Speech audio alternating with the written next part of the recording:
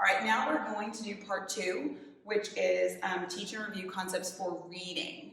So the first thing we're going to start with are some review words. And review words are words that we should be able to read fluently because they were in the past step. And you know I like to pick words that we might have had a little bit of trouble with just so we can get some more review and practice. So let's do the first one.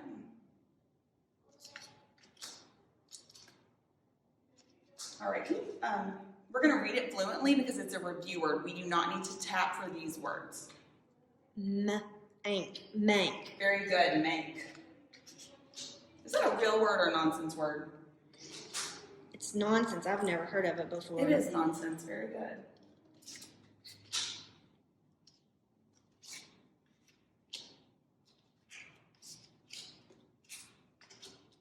Can you read that word for me? Drab. Very good. Do you know what drab means? Dull. Yeah, very good. It means dull, kind of plain. It's not a very fun word, is it? It's not like, it doesn't make you think of anything like exciting or pretty. I might say that the color of this classroom is drab. Look, I'm wrong. I'm mixing my D and B. All right, let's do, I should have left that one up.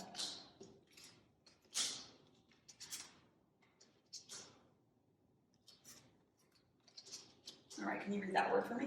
Depth. Very good. That is my digraph blend at the beginning or the end of this word? The end. Very good. It's this PTH. And so is this 2 sounds quick together or is it 3? Depth.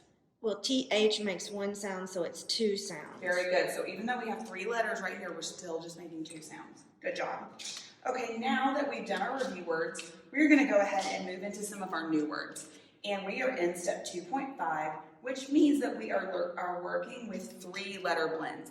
And 3-letter blends can be really hard to hear because we say those sounds. This was not a 3-letter blend, it was a digraph blend. But 3 sounds all smushed together can be kind of hard. Okay, so the first one, sometimes you know it takes Ms. Carpenter a minute to build these words. And I need a bigger board.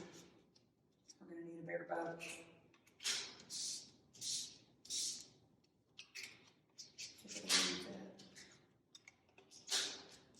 And side note, teachers, this step is kind of hard to build words in because you have so many, and sometimes you even have to make one of these blank cards another letter because you might have 2 that you need to put up there for the word depending on what it is. So this one can be kind of complicated, and if I did not have this little bitty board, I would put it up on a bigger space so it wasn't all jammed so the kids could see. Here we go. All right, so since this is a new word, don't look at that. We're going to tap it, okay, because we're learning this. So I am going to pretend to be the student now, and I'm going to tap this word, okay?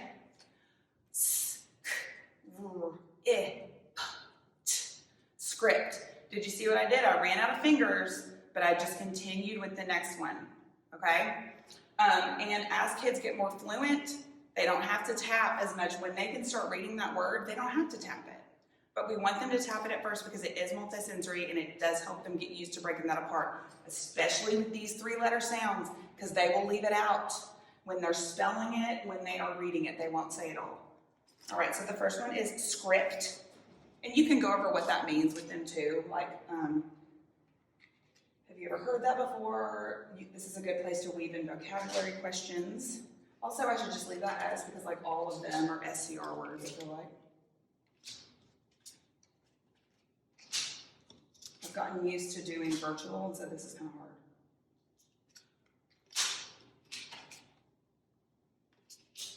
Oh, did I make a mistake, boys and girls? Yes, because AM is a welded sound. It's a welded sound, and look what I did. I'm glad y'all caught that. All right, so this is how we would tap this word. Scram, okay? Scram. And then we can talk about, is this a closed syllable or a closed syllable exception? The student would say this is a closed syllable because it has 1 vowel that's closed in. And then we can say, how do you mark that word? And you would put a C here and they could come up and scoop the vowel with a bread. And then I would continue building the rest of those words. Let me do one with the suffix just to show you.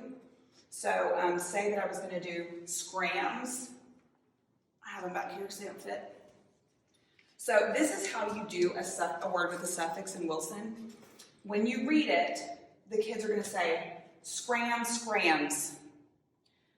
And the reason they do that is because they're trying to get them used to seeing what that base word is, and that's going to help them when they have to do spelling rules that involve dropping E's or doubling. So scrams. And so this is what they'll do. I'll say, read that word, scrams. And then we don't want the suffix on there when we're scooping. The suffix needs to be circled. The kids will say scram. It's closed. Mark it with a bread if you do want them to mark there. And so this is also the part of the lesson where if you have word elements, you might go over those. And I've got those back here because this is the teaching part. So sometimes it'll seem like, oh my gosh, look at all this stuff in the manual they want me to teach in this one lesson. You can split that stuff up because you're going to be teaching them how to read these 3-letter blends. Then you've also got all of these 2.5 word elements, and they need to know what they are and what they mean and enter them in their student notebook. So it's important. This is also where when you get to step 3, you teach syllable division and put those rules in there. So that is part 2.